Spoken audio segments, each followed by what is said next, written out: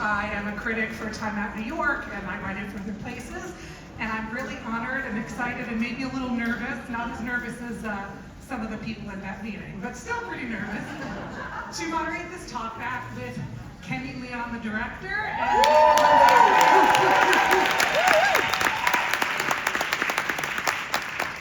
and I do want to start by saying that I want to thank you for having an evening of 2 hours of almost nonstop laughter.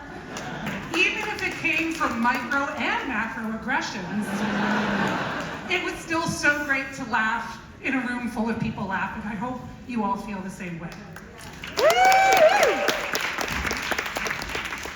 So David, I wanted to start with you because you're a longtime associate of Manhattan Theater Club.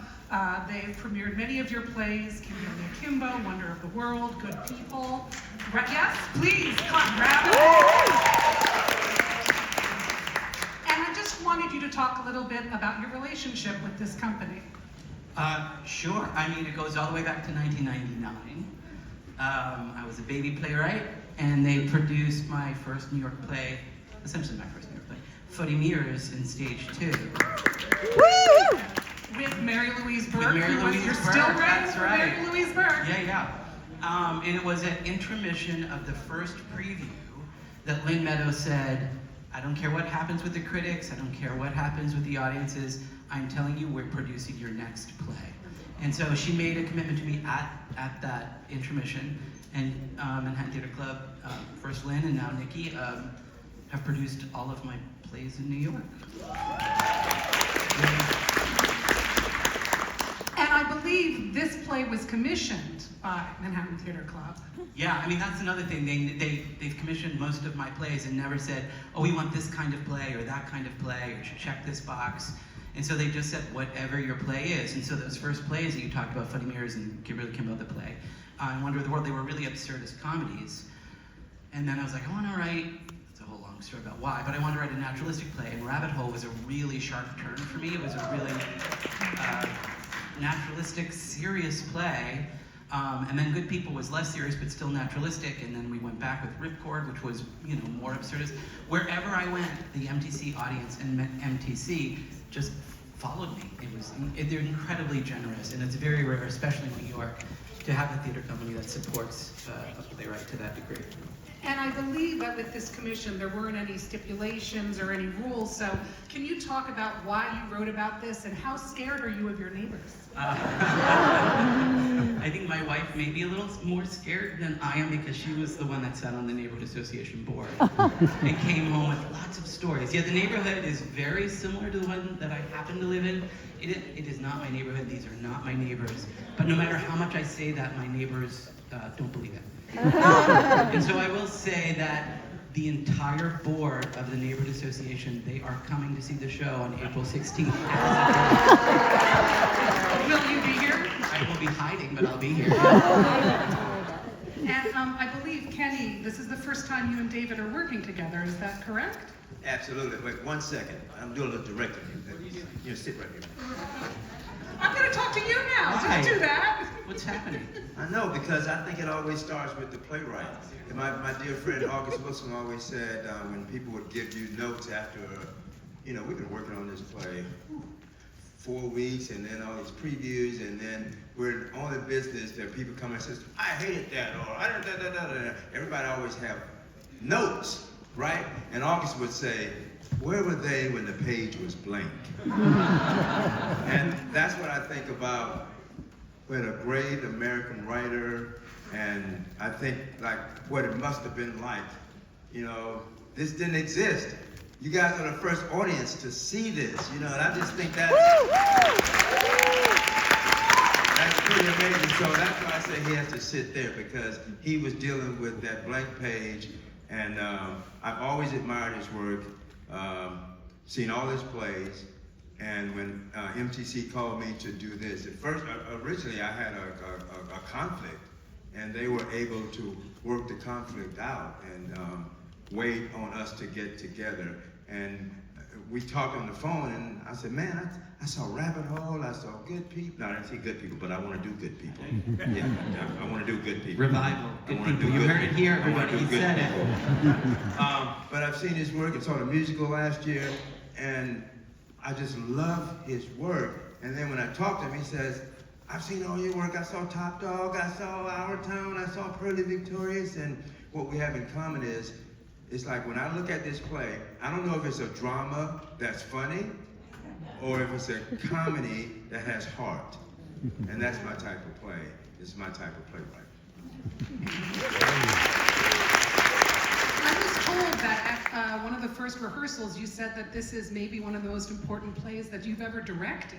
Yeah. And considering the work that you've directed, I mean, you said August Wilson and Susan Louis Parks, and I guess... Shakespeare. Yeah, Shakespeare. Yeah, I've heard that. Can you talk a little bit more about... Because I think what this play gets at, as you said, is it a drama that's funny? Is it a comedy that's serious?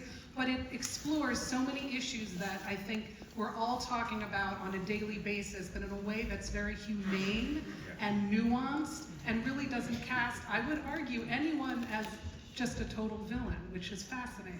Yeah. Or as Penny would say, interesting. I was a political science major in college from Atlanta, Georgia. Got some Atlanta folks here tonight. So there's a little bit of politics always sort of at the foundation or the bottom of the plays that I'm attracted to. And I think just the idea of being an artist, or being an actor, or being a director, I think is political. So I'm always paying attention. And then I have, and I'm not patting myself on the back, but I did win a Tony Award for directing. But what I'm more proud of is the 4 Tonys that I've won for revival of plays.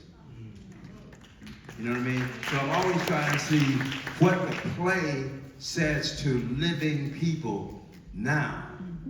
I wasn't interested in doing Our Town, trying to say, oh, this is what they did in 1901.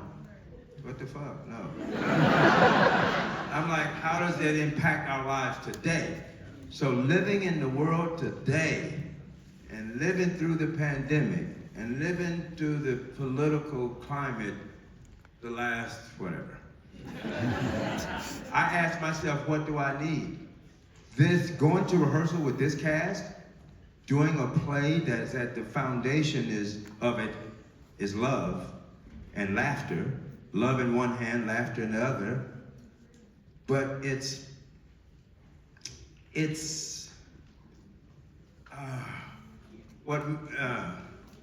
lost my way. Love, laughter, and it's the world we live in, because we all are messy. And we always say, no, it's that guy's fault. Or that guy has us where we are. And what this writer is saying with this play is like, no, what's your part? We all, did you vote? Did you talk to your kids about whatever? It's like we all have a part to play. And so this play, when I go to rehearsal, it was so great it felt like a safe place to go, because I knew the people were loving, and I knew we were all going to take responsibility for our part in where we are today in the world. And that doesn't feel so helpless. And that's why I love the play. I think it's timely. I think people want to sit together and laugh. I think people want to feel empowered. I think people want to feel that they can do something, and we can. And what I really love about this play is a great play where generations get together. I talked to my young folks. I said, you guys don't have all of the answers. Like I tell my daughter, he's like, we got, you're smarter than I am, but I got 40 years, I got wisdom. So I can't tell you how much I related to Ruth. Should I even admit that? I want to be Ruth. But so I need the courage of the 20-year-olds, the creativity of the 30-year-olds. Whatever the 40 years bring, go to the 50 years bring, go to the 60 years, the 80 years. We all bring something to the table. And so I love a play where we have everybody represented, and if we listen to each other, we can learn from each other and live together on the planet. And that's the gig. So I just want to thank this brother. He's the best. I'll say, this play is So all credit to this man. And when you talk about, we have such diversity on stage, not just in terms of cultural background, but in terms of perspectives and ages. How did you, put this cast together? I mean, I know how Mary Louise Burke got involved, but how was that done with you two in the room picking who to be in the show? Well, it's hard. They had worked on a workshop when I was not attached to it, and 3 or 4 of the people were already engaged, and I just had to say, I like that guy, Richard Thomas. I just did our time with him. Yeah, keep him. And then we added some other people. Nika Noni Rose was the last we added, and it's just great. The hardest thing for me to do is it's not easy to move 10 people around on a stage who they're sitting in a meeting drinking wine. They get a lot of snacks. And Lynn Middleton and Nikki are saying, well, don't let it be boring now, keep the people moving. And I was like, yeah. So, but it's been fun. But also, we obviously cast people, amazing actors that knew how to walk the line between comedy and seriousness. And it's a really rare breed that they know to ground it, but they also know, there's some laughs there. So once we found those actors, we dug our hooks into them and we wouldn't let go. And I know you mentioned a workshop, but this is a world premiere play. I mean, you guys are seeing, it has only started preview. It wasn't a workshop, it was a reading. My bad. I'm sorry. Can you speak to developing, not going the off-Broadway or regional development route and premiering a new play on Broadway and what that's like? Oh, it's so stupid. I don't know why we did it. Usually at least you get a lot of readings or a lot of workshops. So this was really terrifying to know. There were literally 20 people at that reading that you weren't at. They were the only people that had ever seen this play before this house was full of people watching the play. So, there was no development. MTC just bravely said, I think it's ready. I did some rewrites and we talked a lot about it, but essentially it was like, okay, let's go. I hope it works. We can tweak during previews, and that's what we've been doing. But thank God MTC just, they were brave and they put it up. And I always say, if you have the right people in the room, logic prevails. And we had the right people in the room, and directing 101 is know who's in your cast, We put together a great group of people, smart, intelligent, passionate, and we can look at each other and say, do you think that's funny? Yeah, that's funny. Do you think it's too funny? Yeah, that might be too funny. Take that, I put that in. So it's been a What was too funny? I don't know. Sometimes you have too many laughs, you know what I mean? There's a good, healthy tension between, this is the most sacred relationship in theater, is a living playwright and a director who has healthy tension and pushing each other, which I love. I like it, okay. So is there anything, I admit I've gone through my questions. I have plenty, but they're really granular. Is there anything else you want to talk about in terms of this play and where it's at and why it's happening now? Honestly, my biggest fear about the play was whether it was going to be relevant or not, because I started it quite a while ago. And the way it came to be is, as I mentioned, my wife was on this board, and she would come home and tell the craziest stories that were mostly... She didn't give anyone a stroke, did she? She did not give anyone a stroke. A couple people almost gave her a stroke. No, but mostly, I live in a landmark neighborhood. It's very similar to this play. And so a lot of it was really old white people holding on to the past desperately and not wanting to change. And then a new wave of younger, often people of color, coming in and rocking the boat a little bit. And I thought, oh my God, first of all, these stories are insane. They are operatic in terms of their passions about the stupidest, smallest things. Sometimes it was just a drainage ditch or whatever it was. I thought, why are they getting so worked up about this? And I thought, that's funny. Is that a play? And I thought, well, I don't know. The idea of a group of people whose mandate is to preserve the past and hold on to what was, even though that past didn't include everyone. What could that be a metaphor? I don't know. Relevant. And then also I thought, these people aren't really fighting over these little things. It's not really about the stop sign. There are some big stuff underneath. And it's really about people wanting to maintain control, and it's about legacy, and it's about mortality. And this is just what I think about the people that I knew. And I thought, if I put that into the play, hopefully an audience will see it's not really about those tiny little things. It's about something bigger that we as a group of people are trying to hold on to, but we as a country are fighting over and wrestling with. And it felt like maybe that was a play. It took a while to get there, but also I thought, I started it a while ago, I'm sorry, Kenny, but then things changed, and I thought, is this play even relevant now? Because I started it a while ago, and honestly, the worst thing that happened to the country was the best thing to happen to this play. I mean, make of that what you will. Put that in the ads. Put that in the ad. What were you going to say, Kenny? I should have said.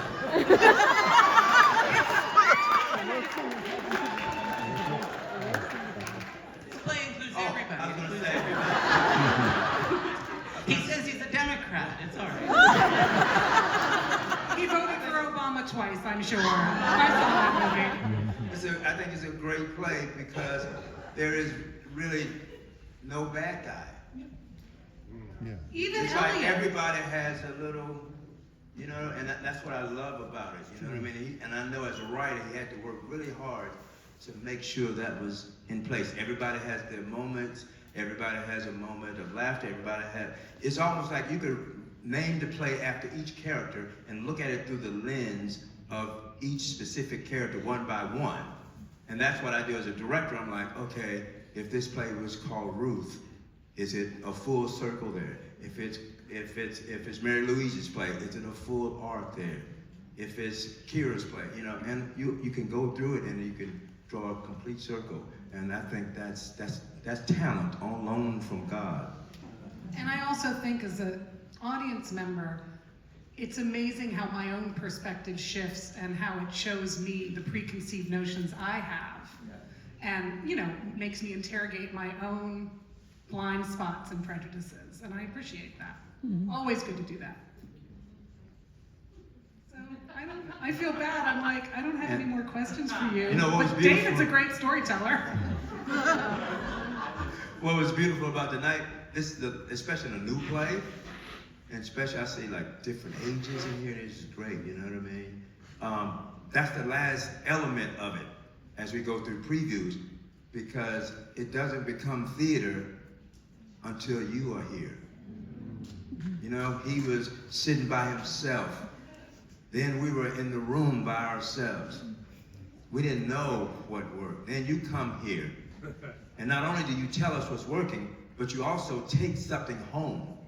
And then you go to your neighbors and you say, hey, I got this thing from this play. I'm going to share it with you. And then that neighbor tells someone else. And then it affects the way you vote even. You know what I mean? That's the importance of great art, great storytelling, you know? And I'm so glad you're here, and I'm so glad that you're a part of this magic that happens between the work that we do here and the energy that you bring to it from there. And that's the magic and the beauty of theater. So, theater.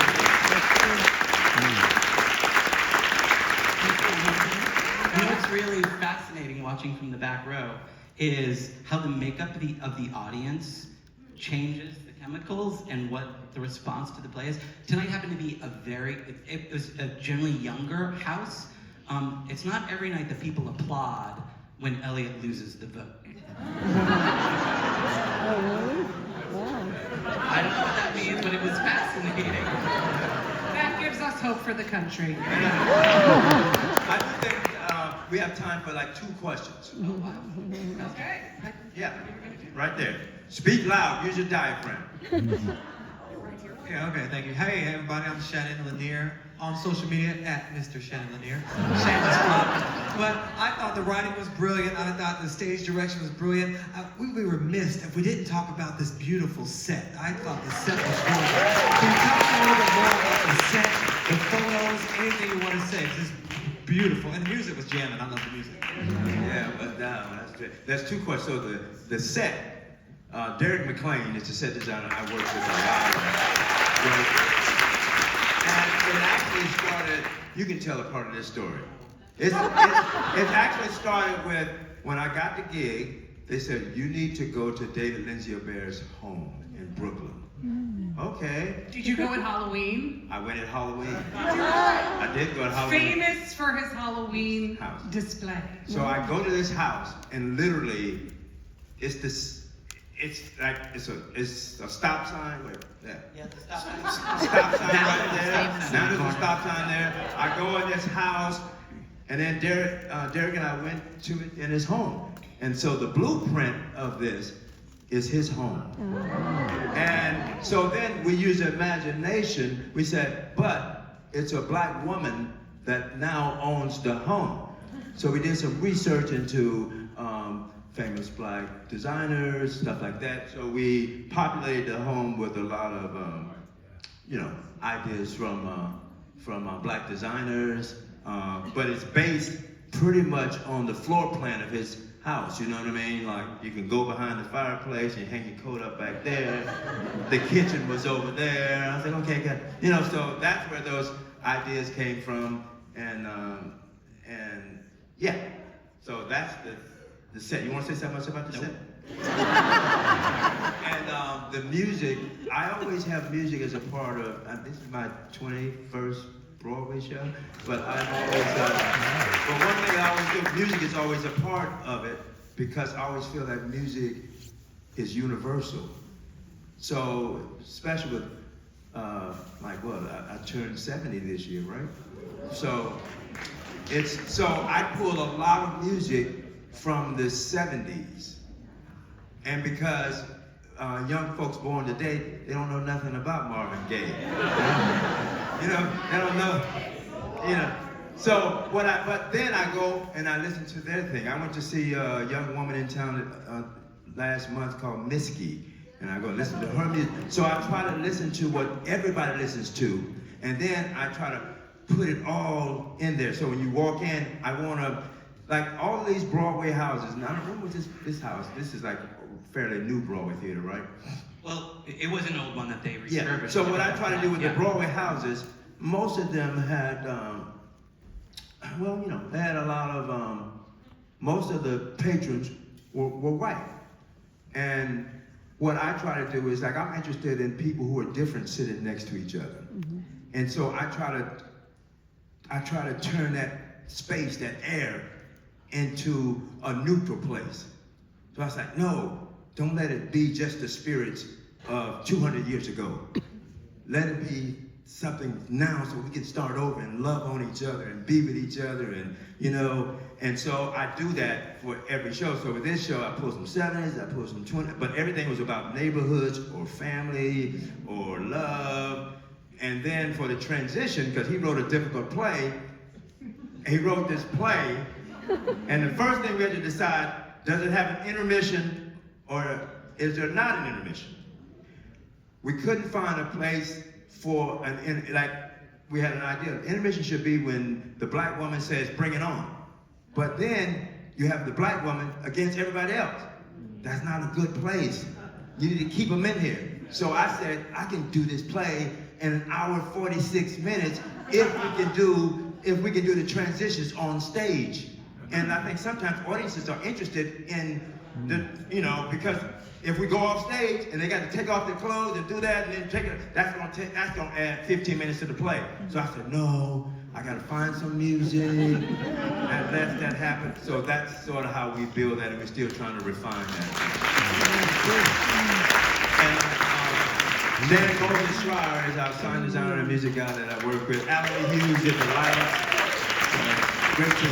They're playing me off. They're playing us all off, although it's silent. But it just. Can I say one thing before they play sure. us off? Like, if you love this play, or even love 70% of it, my request to you is to just tell somebody and tell them how to get here. In some cases you might have to buy them a ticket. It'll come back to you. That good thing will come back to you. So if you like it, tell somebody. If you don't, keep it to yourself.